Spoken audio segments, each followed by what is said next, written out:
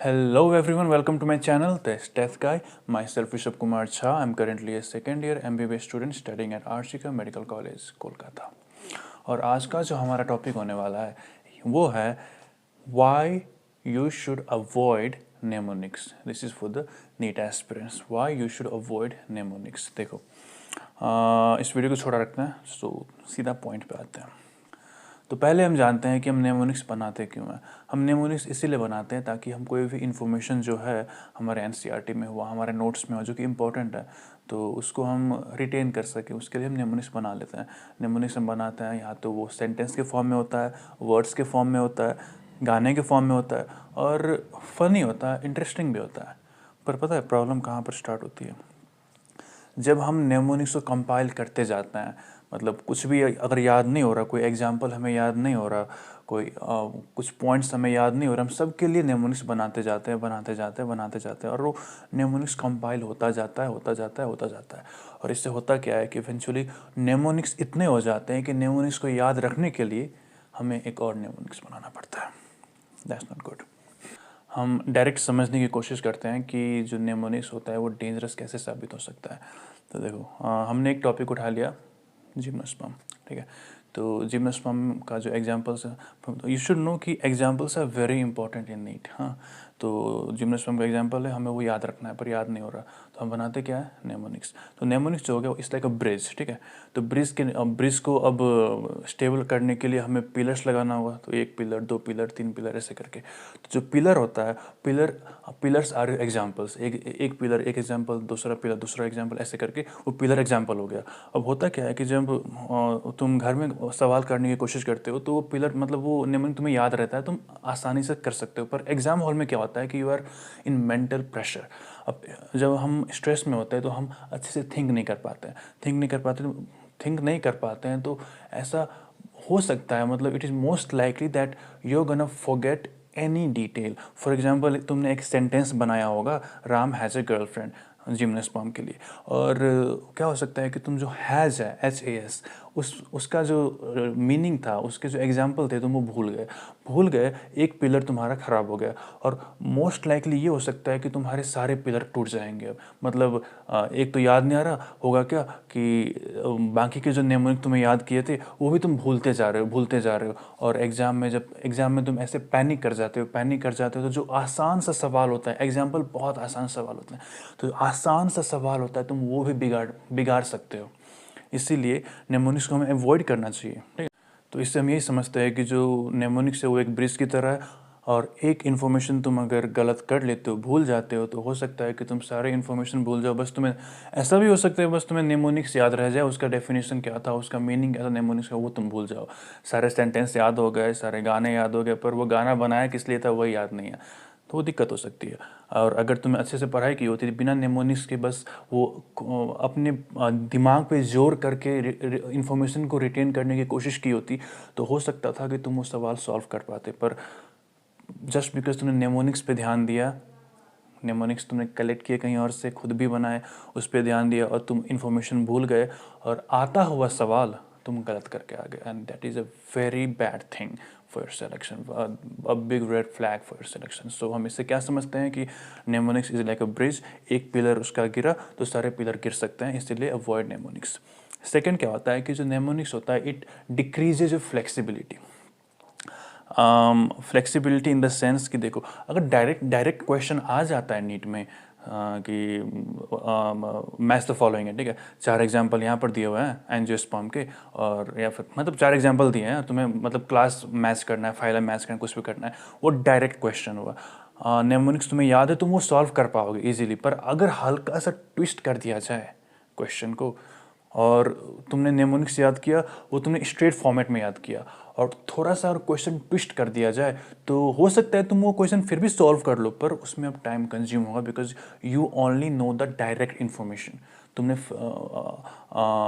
वो क्या कहते हैं, एक सवाल डिफरेंट वेज में पूछे जा सकते हैं, पर तुम्हें एक डायरेक्ट वे पता है कि अगर ऐसा डायरेक्ट सवाल पूछा जाए तो जो नेमोनिक्स में है मैं सॉल्व कर पाऊंगा. अगर वो ना हो तो दिक्कत होगी। फॉर एग्जांपल क्रेब साइकिल हो गया, ठीक है। क्रेब साइकिल में बहुत सारे रिएक्शन है, ठीक है।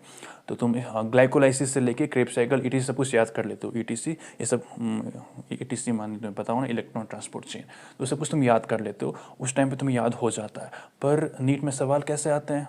ऑब्वियसली नीट में तुम्हें लॉन्ग आंसर क्वेश्चन लिखने को नहीं आएगा। अगर लॉन्ग क्वेश्चन लिखने को आता तो तुम नेमोनिक्स को याद करते, उसके बाद ग्लाइकोलाइसिस कहाँ से स्टार्ट होता है वो लिखते, उसके बाद क्रेब साइकिल कहाँ से स्टार्ट होता है वो लिखते, लिंक रिएक्शन लिखते, सब कुछ हो जाता। लेकिन प्रॉब्लम कहाँ हो गई कि वो नीट वाले ये तो पूछ ही नहीं रहे कि यहाँ से क्या होता है, यहाँ से क्या होता है। वो पूछ रहे हैं बीच वाला पोर्शन, मतलब पर्टिकुलर रिएक्शन में, मतलब जो ग्लाइकोलाइसिस का एक स्टेप है, तो पर्टिकुलर स्टेप का पर्टिकुलर एंजाइम पूछतेगा तुमसे, कितना एटीपी आ रहा है वो पूछतेगा। मतलब एटीपी को भी पूछने का मतलब डिफरेंट वेज होता है, वो घुमा घुमा के पूछतेगा, कुछ भी पूछ सकता है। और वो तुम्हें नेमोनिक्स में नहीं मिलेंगे। और नेमोनिक्स तुम्हें याद है पर तुम समझे नहीं हो सवाल को, तो तुम सॉल्व नहीं कर पाओगे। तो फ्लेक्सिबिलिटी होनी बहुत ज़रूरी है एमसीक्यू सॉल्व करने के लिए, और नेमोनिक्स तुम्हारी फ्लेक्सिबिलिटी को डाउन कर देते हैं, तो avoid mnemonics. Mnemonics is like a temporary pleasure. Temporary pleasure इसीलिए क्योंकि उस टाइम पे तुम्हें लगता है कि तुम्हें सब कुछ याद हो गया, पर एग्जाम हॉल में जाओगे तुम सब कुछ भूल जाओगे, और जब भूलना ही था तो याद किया क्यों? तो इसलिए मैं कहता हूँ कि नेमोनिक्स जिस चीज़ के लिए बनाई जाती है, जिस उद्देश्य के लिए बनाई जाती है, नेमोनिक्स इवेंचुअली उसी चीज़ को कॉन्ट्राडिक्ट कर लेती है। मतलब कि हमने नेमोनिक्स बनाया था ताकि हमें इंफॉर्मेशन रिटेन हो सके, याद हो सके, पर हम नेमोनिक्स के कारण ही वो भूल जाते हैं। और एडिशनली ये भी होता है कि जो मतलब इम्पोर्टेंट इन्फॉर्मेशन होता है अपार्ट फ्रॉम नेमोनिक्स, हम वो भी भूल जाते हैं, क्योंकि नेमोनिक्स याद रखने में भी हमारा एनर्जी लग जाता है, और वो एनर्जी हम कहीं और नहीं दे पाते। तो अवॉइड नेमोनिक्स। अब इसका सॉल्यूशन भी तो होना चाहिए कि अब देयर आर एग्जांपल्स जो हमें याद नहीं होते, रिएक्शन हमें याद नहीं होते, ऑर्गेनिक केमिस्ट्री हमें याद नहीं होती, फिजिक्स के फॉर्मूले हमें याद नहीं होते। देखो, सबका एक ही टेक्निक है, लिखते रहो और याद करते रहो। जितना तुम लिखोगे उतना तुम्हें लॉन्ग टर्म के लिए याद रहेगा, जितना तुम उसे रिवाइज करोगे। मतलब एग्जाम्पल है, 10 एग्जाम्पल है, ठीक है, एक पर्टिकुलर टॉपिक है, 10 एग्जाम्पल है, तुम उसको लिखो, लिखो, बार बार देखते रहो उसको, टाइम होगा। अगर तुम टाइम को अच्छे से यूटिलाइज कर पा रहे हो तो टाइम मिलेगा तुमको।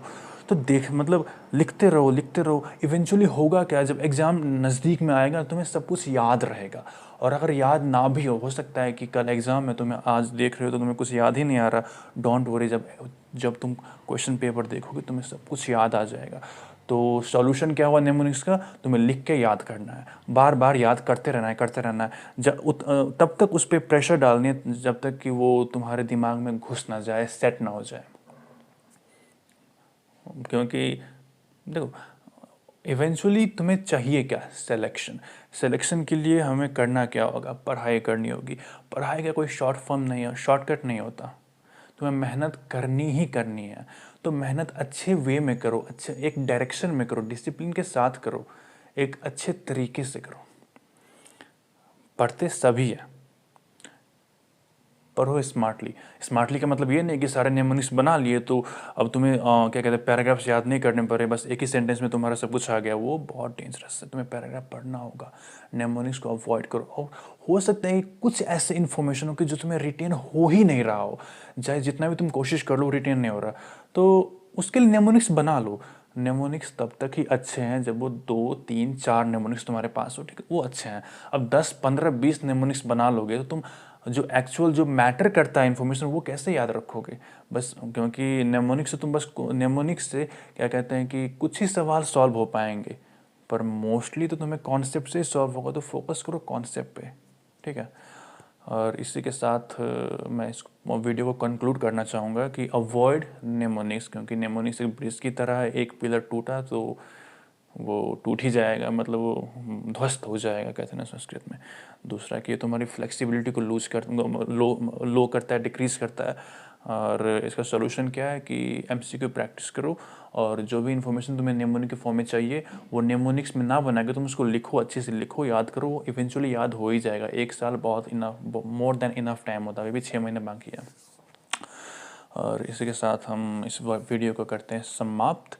और आने वाले वीडियो में मतलब मैं और भी नए टॉपिक्स लाता रहूँगा, और भी क्या कहते हैं रेड फ्लैग्स लाता रहूँगा, ग्रीन फ्लैग्स लाता रहूँगा, और तुम्हें कोई भी डाउट हो तो कमेंट बॉक्स में नीचे डाल दो, I will try to address them.